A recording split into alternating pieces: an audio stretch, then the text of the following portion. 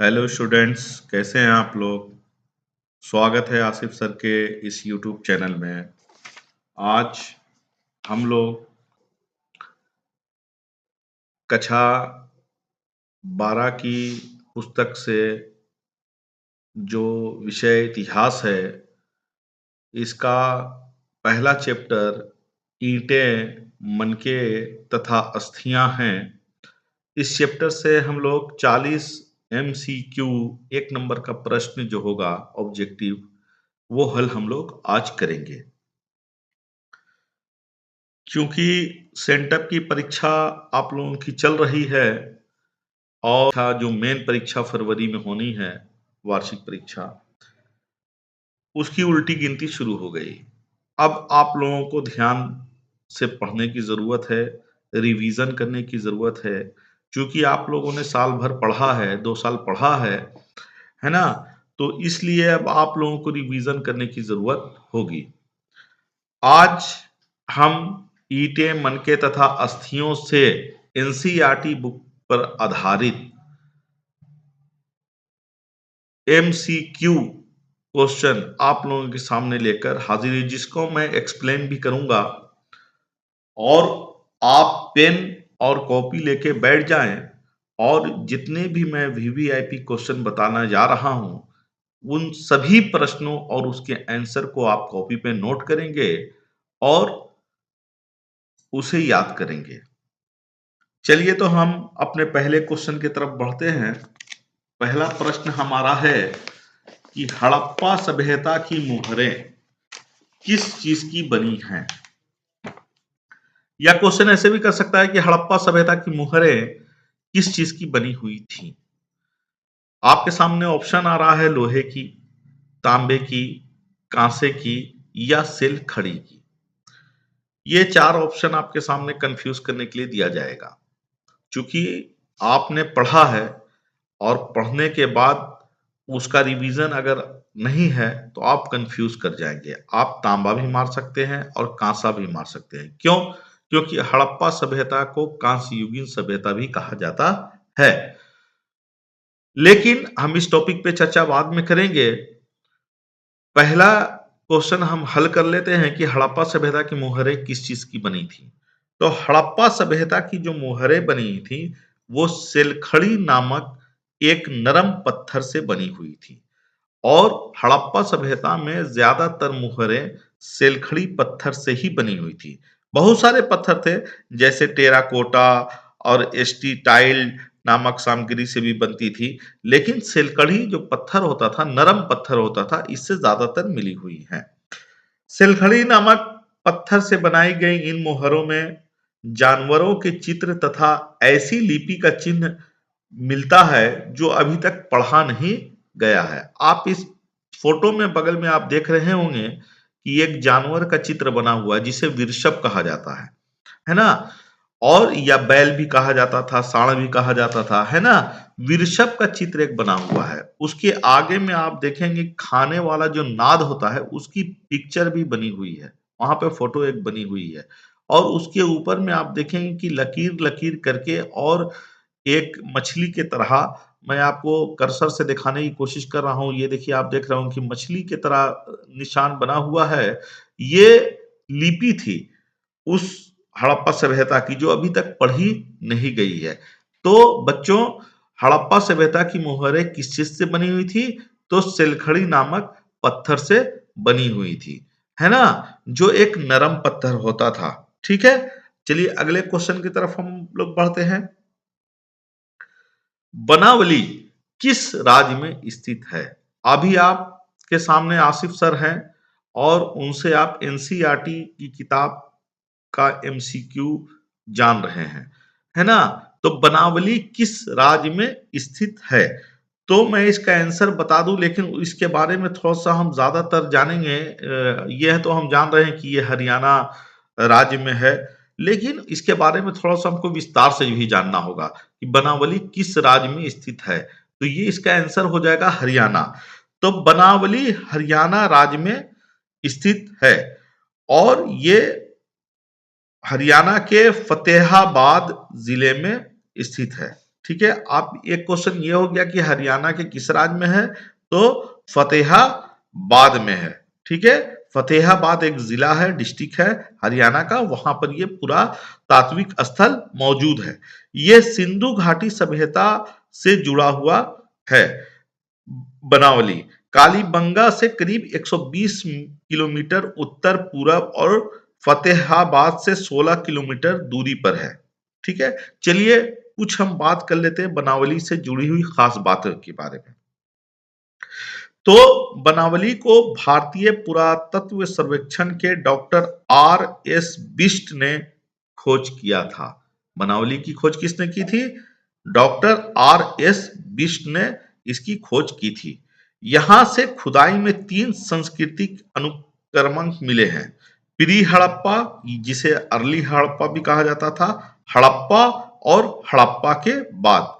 यहां से मिले मिट्टी के बर्तन, क्या मिले हैं? यहां से मिले हैं मिट्टी के बर्तन, है ना। उसके बाद क्या मिले हैं यहां से मिले हैं जौ के दाने, खिलौने के हल, हाथी के दांत, कछुआ का खोल, पुरुष और महिलाओं की मानव आकृतियां, चित्रित मिट्टी के बर्तन और खाना पकाने के बर्तन वगैरह यहां से प्राप्त हुए हैं। कहां से प्राप्त हुए हैं? बनावली से प्राप्त हुए हैं।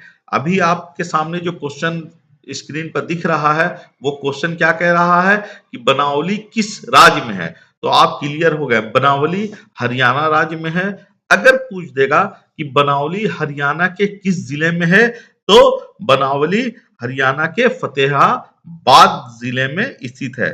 पूछ सकता है आपसे क्वेश्चन में कि यहाँ की आखिर बनावली जो है वहां से क्या क्या चीज प्राप्त हुए हैं, तो जौ के दाने प्राप्त हुए हैं, खिलौने के हल प्राप्त हुए हैं, हाथी का दांत प्राप्त हुआ है, कछुआ का खोल प्राप्त हुआ है और पुरुष और महिलाओं की मानव आकृतियां भी यहाँ से प्राप्त हुई हैं और खाना पकाने के बर्तन भी प्राप्त हुए हैं।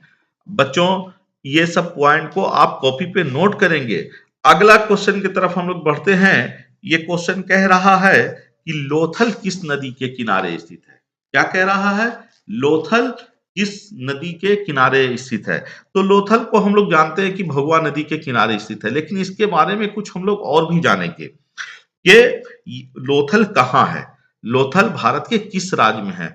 तो लोथल भारत के गुजरात राज्य में स्थित है।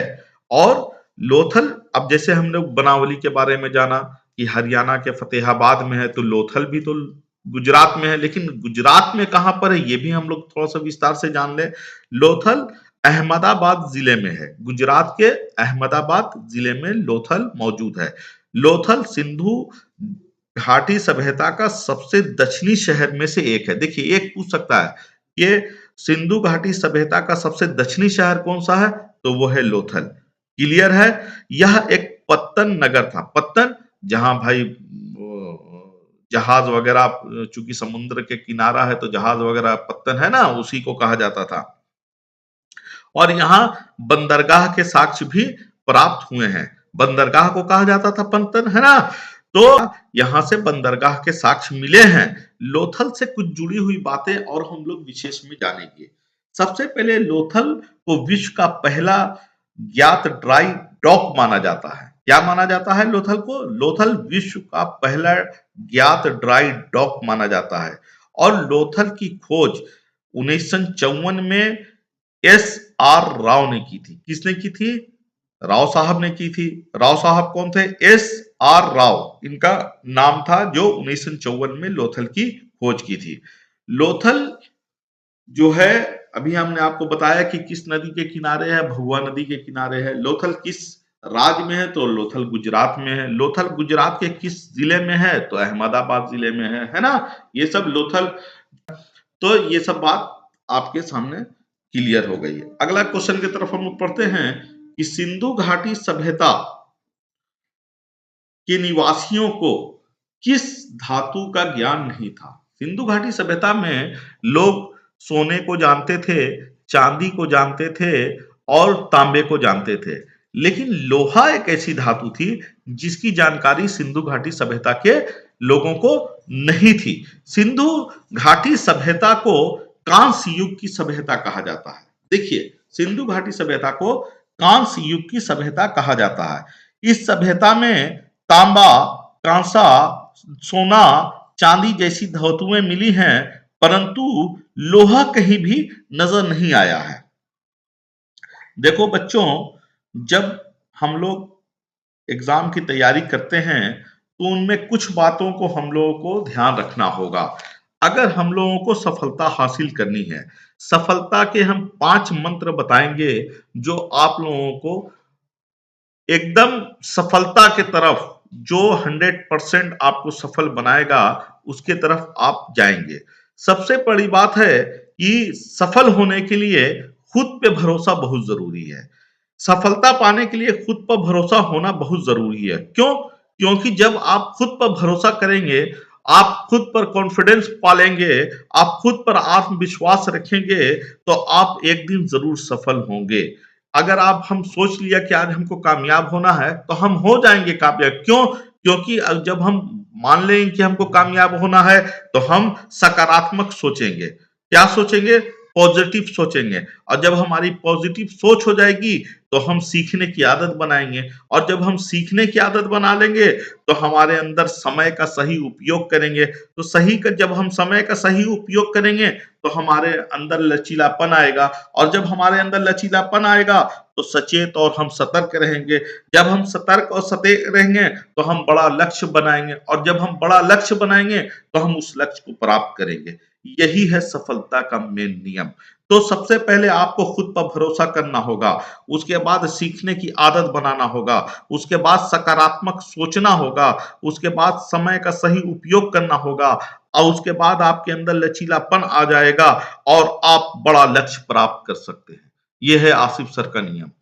तो मैट्रिक की परीक्षा हो या इंटर की परीक्षा हो या किसी भी पीसीएस की परीक्षा हो, किसी भी एसएससी की परीक्षा हो, कोई भी परीक्षाएं हो, कोई भी लक्ष्य हो मनुष्य का, इंसान का, तो वो कामयाब कब होगा? जब खुद पर भरोसा रखेगा और खुद पर सीखने की आदत को बनाएगा, खुद सकारात्मक सोचेगा, खुद समय का सही नियम इस्तेमाल करेगा, खुद के अंदर सचेत और जागरूकता पैदा करेगा, तो बड़ा लक्ष्य प्राप्त कर सकता है ना? तो मैट्रिक या इंटर में अच्छे से अच्छा अंक लाने के लिए आपको खुद पर भरोसा रखना होगा। ठीक है? मैं इस बार मैट्रिक की परीक्षा पास करूंगा, मैं इस बार मैट्रिक की परीक्षा पास करूंगा, ये हमारा कॉन्फिडेंस बोल रहा है। मैं मैट्रिक की परीक्षा इस साल पास करूंगा, ये मेरा कॉन्फिडेंस है, मेरी तैयारी बोल रही है। लेकिन अगर इसी की जगह पर कह दिया जाए कि मैं ही इस बार मैट्रिक की परीक्षा पास करूंगा, तो ये हमारा ईगो बोल रहा है। क्यों? मैं ही, बहुत सारे बच्चे पास करेंगे फर्स्ट डिवीजन, आप ही क्यों? लेकिन मैं अच्छे नंबर से परीक्षा पास करूंगा, ये आपका कॉन्फिडेंस है। तो कॉन्फिडेंस पालना बेटा, घमंड ईगो नहीं पालना, है ना? तो आपको सफल होने के लिए सबसे पहले खुद पर भरोसा करना होगा, उसके बाद सीखने की आदत आपको बनाना होगा। तीसरा क्या काम करना है? सकारात्मक सोचना है, पॉजिटिव सोचना है, कभी भी नेगेटिव नहीं सोचना है। ये नहीं कि हम पास होंगे कि नहीं पास होंगे मैट्रिक की परीक्षा, हम मेरे से नंबर अच्छा आएगा कि नहीं आएगा, ये नहीं, आएगा नंबर। हमको सोचना है कि नंबर आएगा। ठीक है? उसके बाद समय का सही इस्तेमाल करना है। मॉर्निंग में उठ जाना है, आपको रिवीजन करना है, रिवीजन करने के बाद आपको देखेंगे तो ज्यादा आप कामयाब हो जाएंगे। उसके बाद में आप एक लक्ष्य बनाएंगे कि हमको इतना नंबर लाना है। तो जब आपके अंदर का एक लक्ष्य आपके सामने आ जाएगा तो आप खुद ब खुद कामयाब हो जाएंगे, है ना? तो अगले क्वेश्चन की तरफ हम लोग बढ़ते हैं। हड़प्पा सभ्यता किस युग की सभ्यता है? हड़प्पा सभ्यता किस युग की सभ्यता है? ये क्वेश्चन है हम लोगों के सामने। तो हड़प्पा सभ्यता कांस्य युग की सभ्यता है, ये हम लोग बहुत भली भांति जानते हैं। किस युग की सभ्यता है? कांस्य युग की सभ्यता है। अच्छा, हड़प्पा सभ्यता को कांस्य युग की सभ्यता क्यों कहा जाता है? ये आपके सामने, आपके मन में प्रश्न आया होगा कि आखिर कांस्य युग की सभ्यता क्यों कहा गया? हड़प्पा सभ्यता किस युग की सभ्यता है? तो कांस्य युग की सभ्यता है। आपके मन में ये सवाल उठा होगा कि हड़प्पा सभ्यता कांस्य युग की सभ्यता क्यों है, नवपाषाण युग की सभ्यता क्यों नहीं है, लौह युग की सभ्यता क्यों नहीं है। तो मैं आपके सामने बताता चलूं कि हड़प्पा सभ्यता को कांस्य युग की सभ्यता इसलिए कहा जाता है क्योंकि इस सभ्यता के लोग कांसे से बने बर्तन और औजार इस्तेमाल करते थे। ज्यादातर जो यूज होता था वो कांसे का बर्तन यूज होता था, और औजार भी जो बनाए जाते थे वो कांसे से ही बनाए जाते थे। कांस्य युग ताम्र युग और लौह युग के बीच का काल माना जाता है। क्या माना जाता है कांस्य युग को? कांस्य युग को ताम्र युग और लौह युग के बीच का काल माना जाता है। इस युग में तांबे और रांगे, देखिए कांसा कैसे बना है, तांबा और रांगा को मिलाकर कांसा बनाया गया। कांसा कैसे बना? तांबा और रांगा को मिलाकर कांसा बनाया गया, जिससे औजार बनते थे, हथियार बनते थे, और लोग उसका बर्तन भी बनाया करते थे, उसी में खाना पकता था। इसी प्रश्न के साथ आज का हमारा टॉपिक समाप्त होता है। मैं अगले फिर टॉपिक में आऊंगा और छठा, सातवां, आठवां, नौवां, दसवां ये सब सारा क्वेश्चन करवाऊंगा। तब तक के लिए धन्यवाद। चैनल को लाइक करें, सब्सक्राइब